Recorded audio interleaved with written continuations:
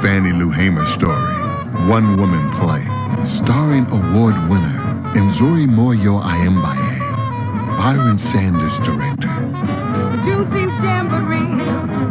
Greetings, everyone. I'm Joy-Ann Reid, host of AM Joy on MSNBC, and I'm so excited to welcome you to Healing Through the Sound of Music's production of the award-winning one-woman play, The Fannie Lou Hamer Story, Voice of the Empowered Virtual Tour. Live streamed from the historic Wayne Dench Performing Arts Center in Sanford, Florida, I can't think of a better moment or place in the state of our union to experience multi-award-winning playwright, actress, and vocalist Mzuri Moyo Aimbaye's moving portrayal of civil rights and voter empowerment icon, Fannie Lou Hamer. Now, without further ado, I'm truly honored to ask you to join me for this tribute to human dignity, respect, and freedom for all Americans. Ladies and gentlemen, please welcome the Fannie Lou Hamer Story, Voice of the Empowered, VOTE.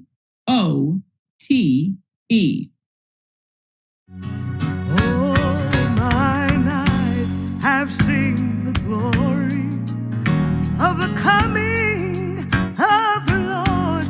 My name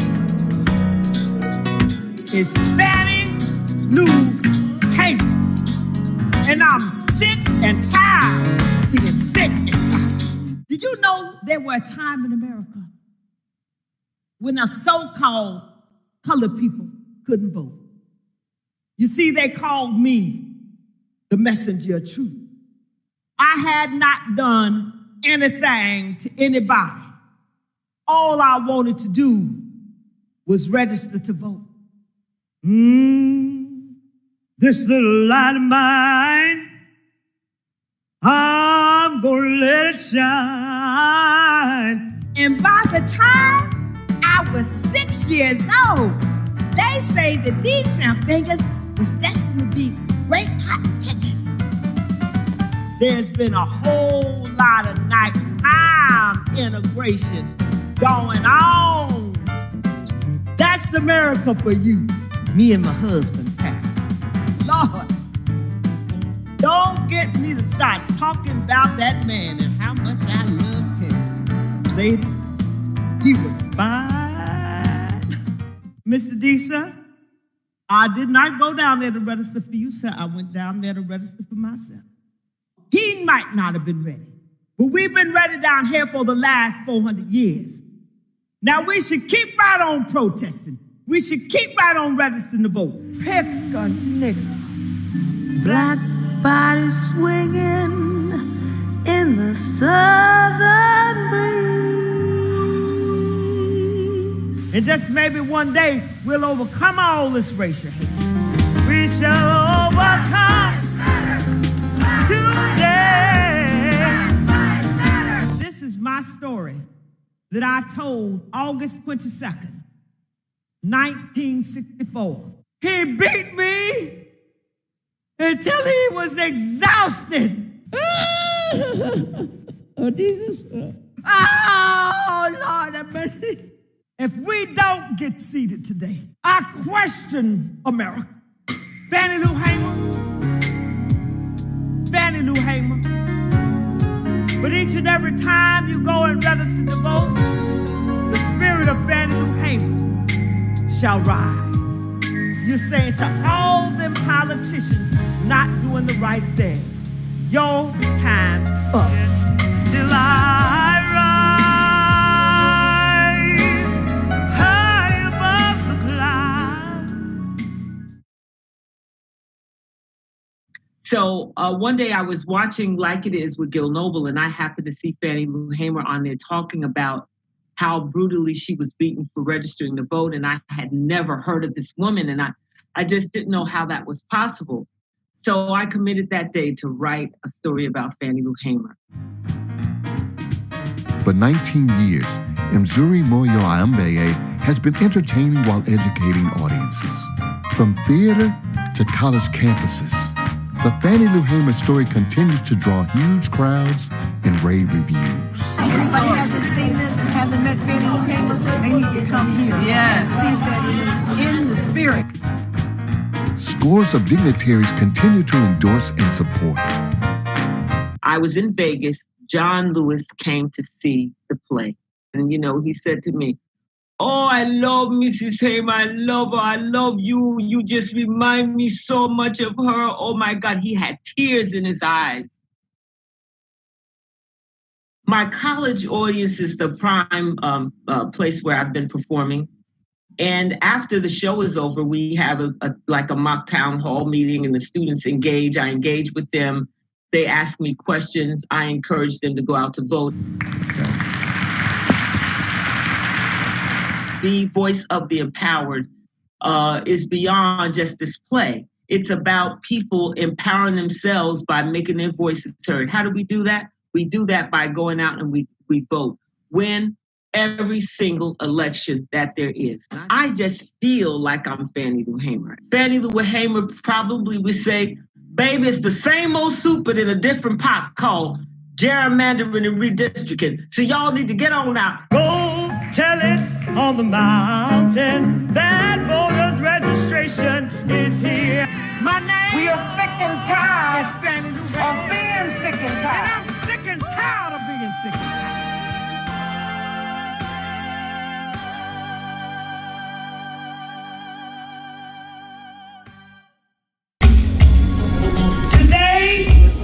Young black and brown young men and women still live under deadly and constant threat. Tell me, how do we forget Dr. Martin Luther King Jr.? You see, I believe with all of y'all help, we can still realize this dream. All of them that have gone on call me back from my grave, and they just won't let me rest. They say, "Fannie Lou, we think you still got something to say. We think you need to tell them all about back then, so that these here young folk can see the new direction that they need to go in." My name is Fannie Lou Hamer, and I'm sick and tired of being sick and tired. Let me hear y'all say it. Sick and tired of being No, let me hear you say it like a minute. I'm sick and tired of being sick and tired. This is marching on. Me and my husband Pat worked on this W.D. Marlowe plantation. And after several attempts to go register to vote, he called me in to come see him. "Fannie Lou, did you go down there to register to vote?" And I took an address to yes, sir, Mr. D. I did. "Well, we ain't ready for this down here in Mississippi." "Well, if you don't withdraw, we gonna have to let you go." I'll have y'all to know I left that night because he might not have been ready. Well, we haven't been ready down here in Mississippi for the last 400 years. The truth is,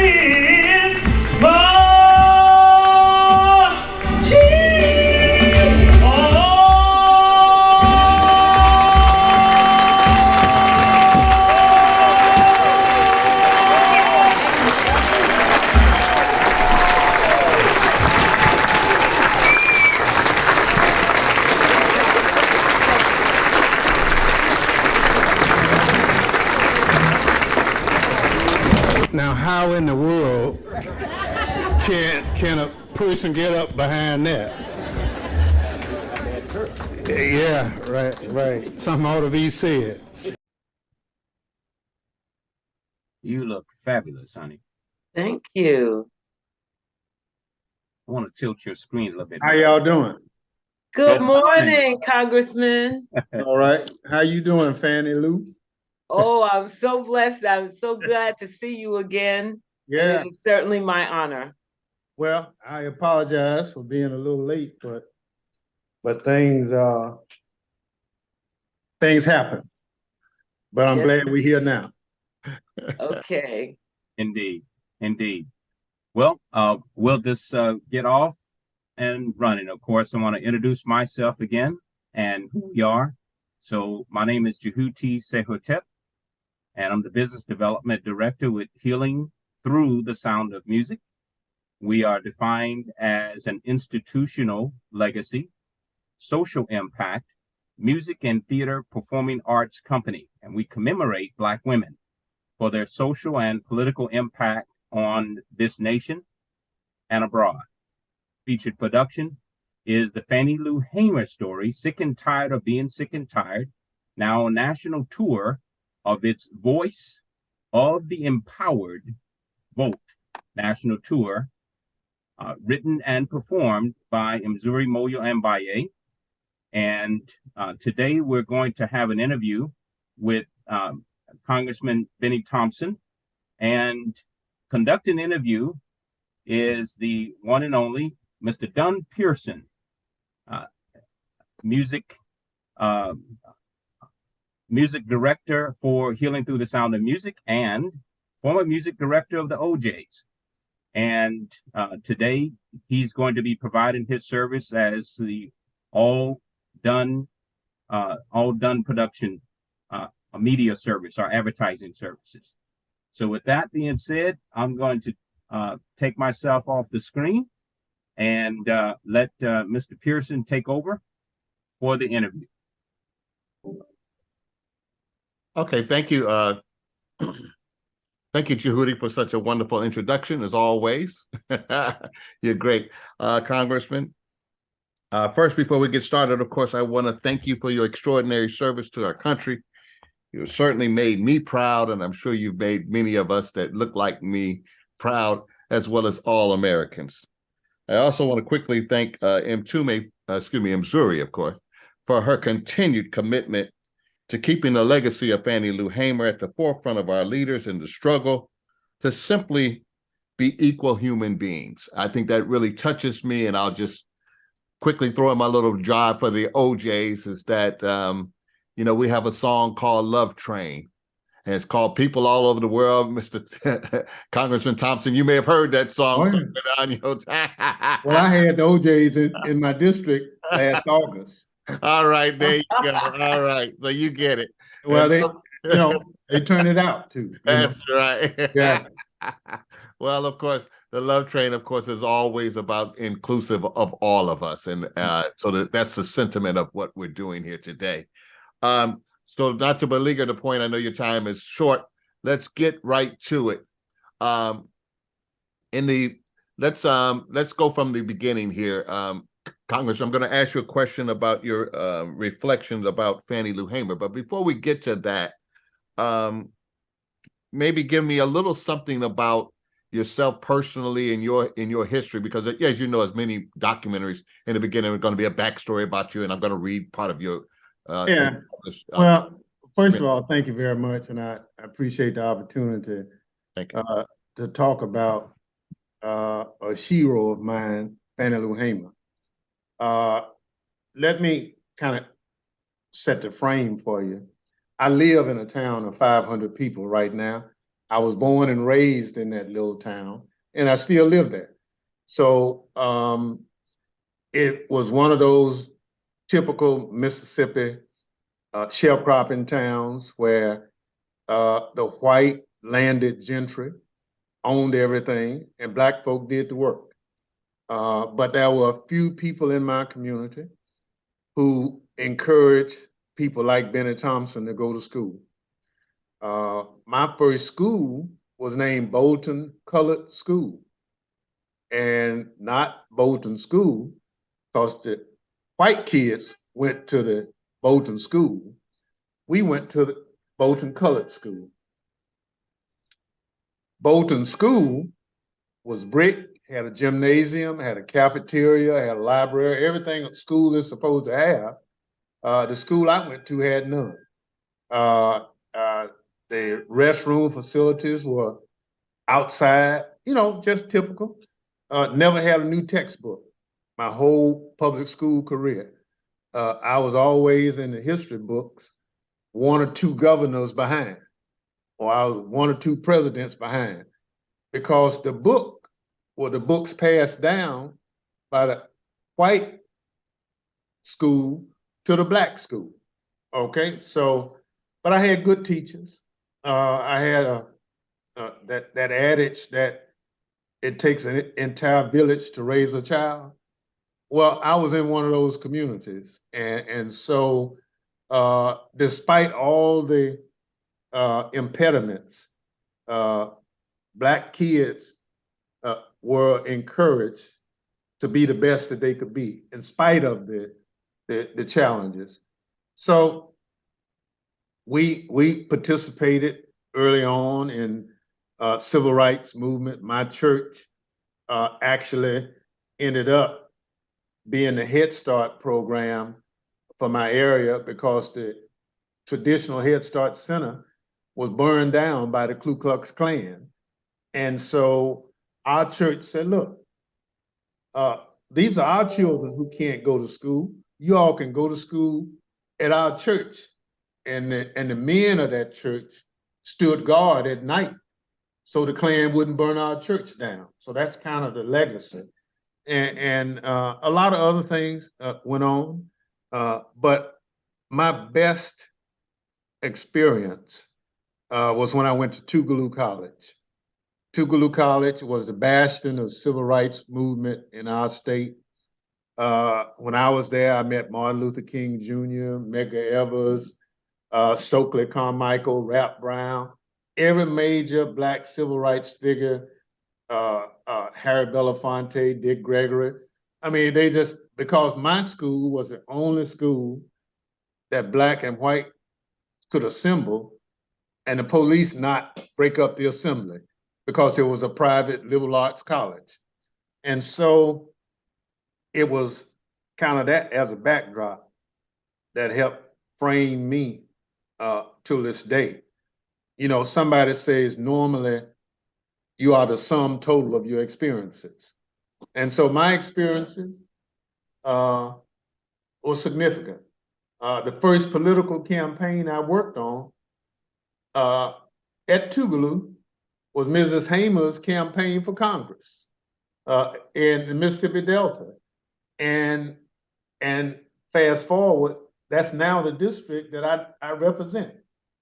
And so I remember my teachers taking us up to do voter registration and things like that.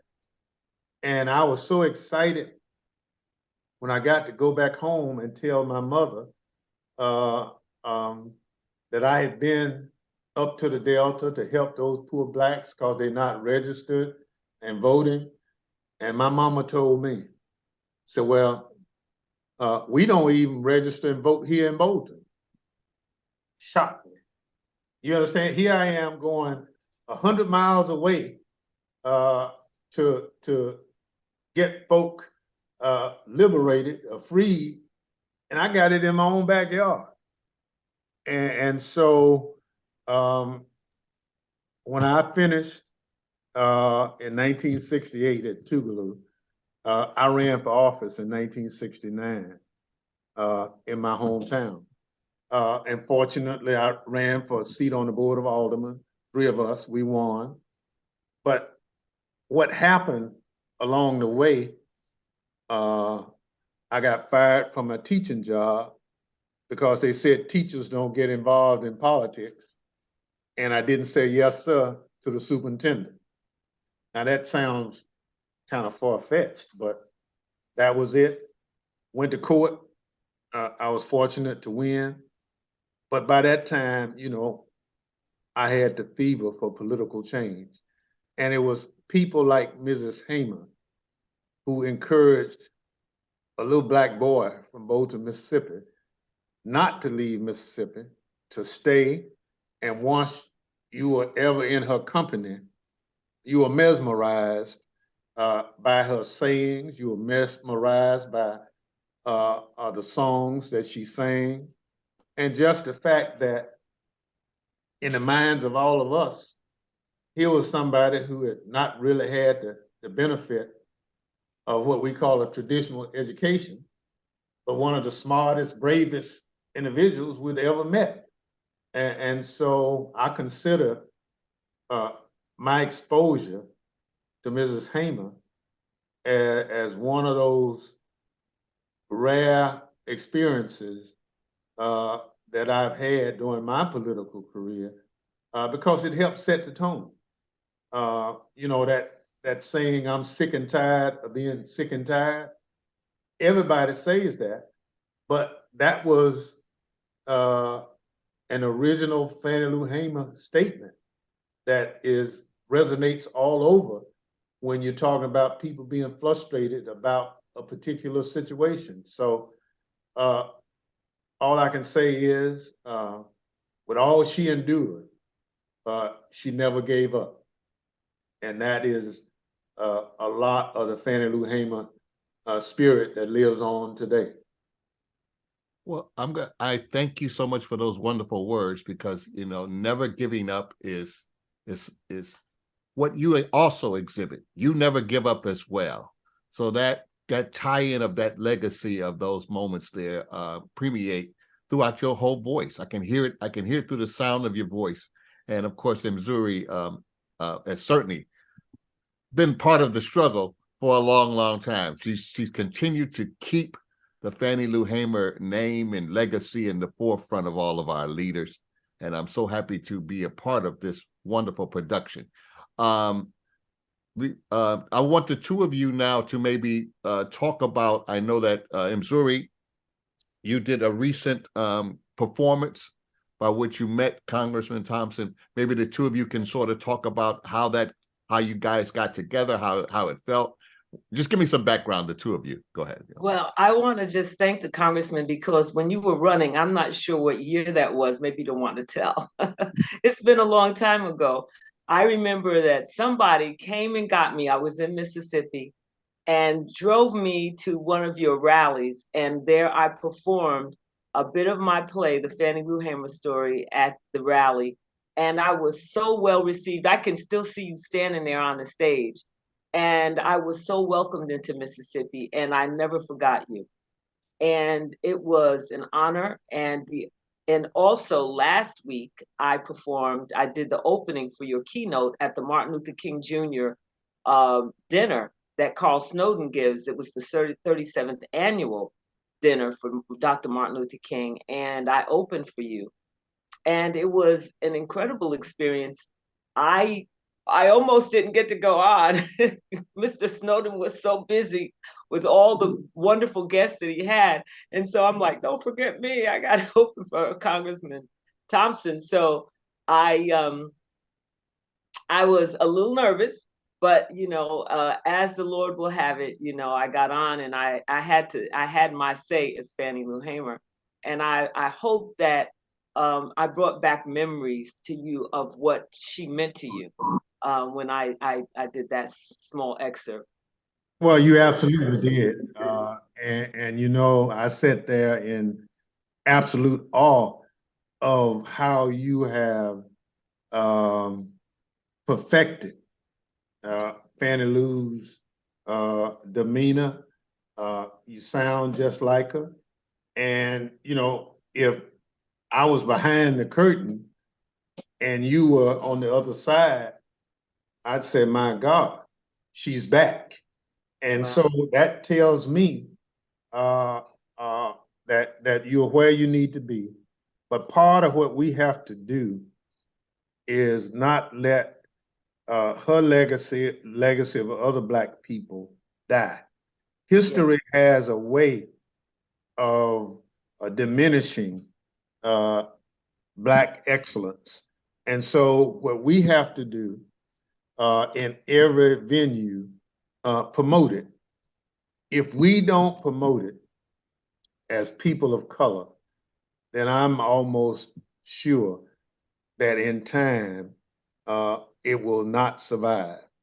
And so not only should we promote it during Martin Luther King Jr. programs and Black History programs, but it ought to be incorporated into curriculums at schools on a regular.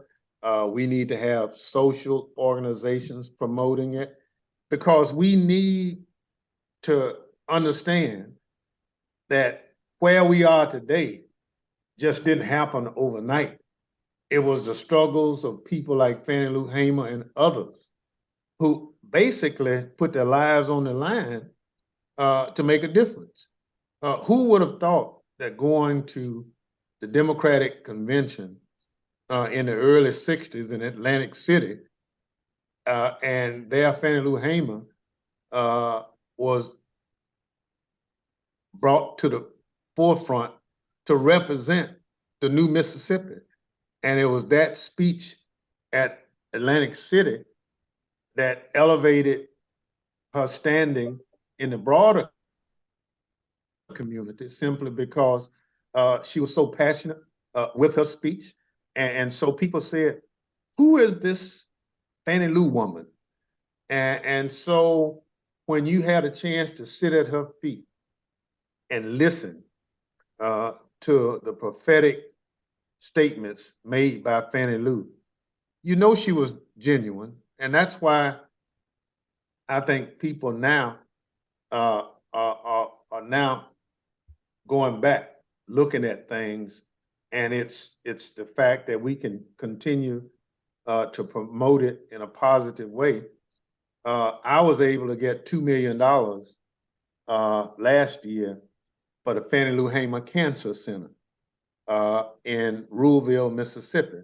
It's under construction right now, but it was only because she suffered and died from that disease, but she didn't feel comfortable going to any of the other health facilities in the state because of how she had been treated in the past. So ultimately, she went to the Taborian Hospital in Mount Bayou, Mississippi, which is the oldest all-Black town in America. And so that's where she died. And I was happy to get some resources to redo the Taborian Hospital. So it's back up. It's a medical facility in the community. But it was Fannie Lou's spirit that led us to try to do that. We created a park in Ruleville, Mississippi, that identifies, actually that's where she's buried. She and her husband, Pat, are buried side by side. They are in Ruleville. So there's a big legacy there, but we have to continue to promote it. And there's no better promotion than to have somebody who can sing and speak, just like Fannie Lou. Well, thank you, Congressman. I appreciate that. And I would love you to pin that on a paper so I could take that to as many colleges as possible.